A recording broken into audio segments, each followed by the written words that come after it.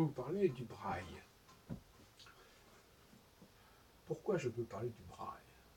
Pour montrer, je suis dans le... Vous savez, j'ai exposé toute une théorie sur le mythe de la caverne,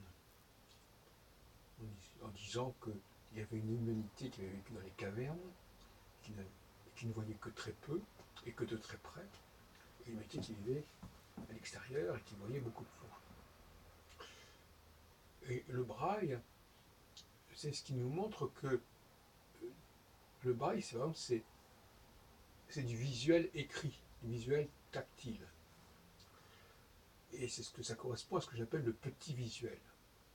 C'est-à-dire qu'effectivement, on peut mettre en braille des textes qu'on pourrait écrire avec un alphabet qu'on pourrait voir.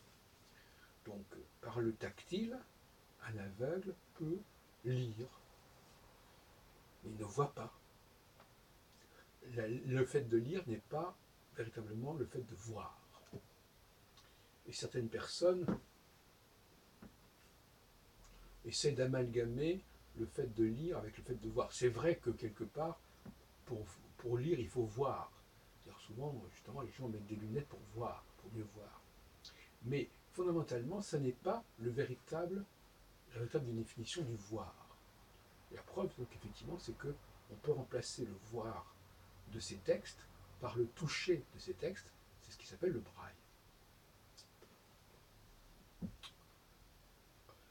Donc, dans la caverne, les gens pouvaient éventuellement communiquer par une forme de braille, en fait. Il n'y avait pas de lumière, et il pouvait y avoir une forme d'écriture, d'inscription, de forme, qui permettait de lire sans voir. Ou à la limite peut-être de voir, mais de très près, et avec un support, à mon avis, tactile important. Donc, le braille, c'est probablement une invention récente, mais qui se réfère certainement à une ancienneté considérable. Moi, j'appelle pas ça voir. Donc, quelqu'un qui lit, pour moi, il ne voit pas. Il touche. Et quelque part, bon, c'est une sorte de substitut au toucher, mais ça n'est pas véritablement la vision panoramique de celui qui voit en dehors de la caverne. De la même façon, les machines peuvent faire des choses que les hommes font, mais elles ne font pas tout ce que les hommes font. Donc, ce qu'elles font, ce sont les choses inférieures, subalternes. C'est vrai aussi pour les immigrés, les étrangers, qui sont souvent utilisés pour des tâches subalternes, qui ne demandent que des facultés limitées, mais qui sont souvent d'ailleurs associées à des machines. J'en ai déjà parlé à plusieurs reprises. Beaucoup de travailleurs subalternes sont serveurs d'une machine, d'un scanner souvent. Le scanner, ça devient un truc très très fréquent. On le trouve maintenant même à la Cinémathèque au Forum des images. Les ouvreurs nous scannent. Le scan devient l'outil de l'employé moyen. La caissière scanne, à tous les niveaux, on nous scanne, à la sécurité, on scanne, etc. Donc voilà, nous avons une population de scanneurs. Bon. Alors, plus généralement, donc, je disais que ces activités inférieures, subalternes,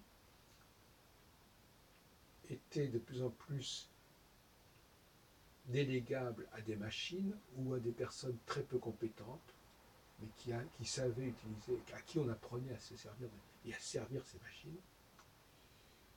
Mais qu'en revanche, d'autres activités, elles, échappaient à la machine, notamment les activités créatrices, les activités qui ne sont pas répétitrices.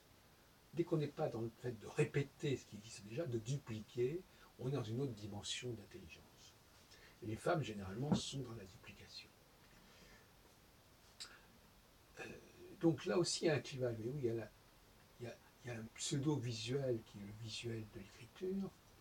Il y a un pseudo travail, qui est un travail qui est peut-être de plus en plus relayé par la machine. Je fais une petite parenthèse à propos du mot automobile. En réalité, l'automobile, ça remplace l'hippomobile. Même dans l'hippomobile, il y avait un conducteur, il y avait un cocher. Donc le cocher ne disparaît pas, c'est le cheval qui disparaît. Donc automobile, ça veut dire simplement un cocher qui n'a pas besoin de chevaux pour rouler.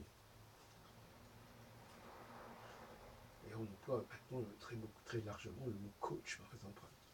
Et donc, voyez-vous, il y a des espèces de frontières comme ça, de plafond. Il y a du visible, mais ce n'est que le visible qui correspond au braille, donc ce n'est pas le vrai visible. Il y a le travail, qui est fait par la machine, et ça c'est pas non plus le vrai travail, c'est pas non plus le vrai travail propre à l'humanité, cette humanité qui doit être créatrice, qui doit élaborer des choses et qui ne se contente pas de répéter un travail routinier.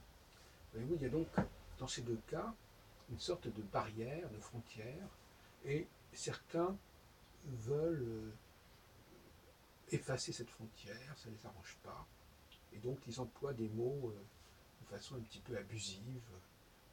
Il faudrait parler d'une vision inférieure, une vision supérieure, il faudrait parler d'un travail inférieur et d'un travail supérieur. Autrement, on mélange tout, c'est la confusion. Ce n'est pas souhaitable.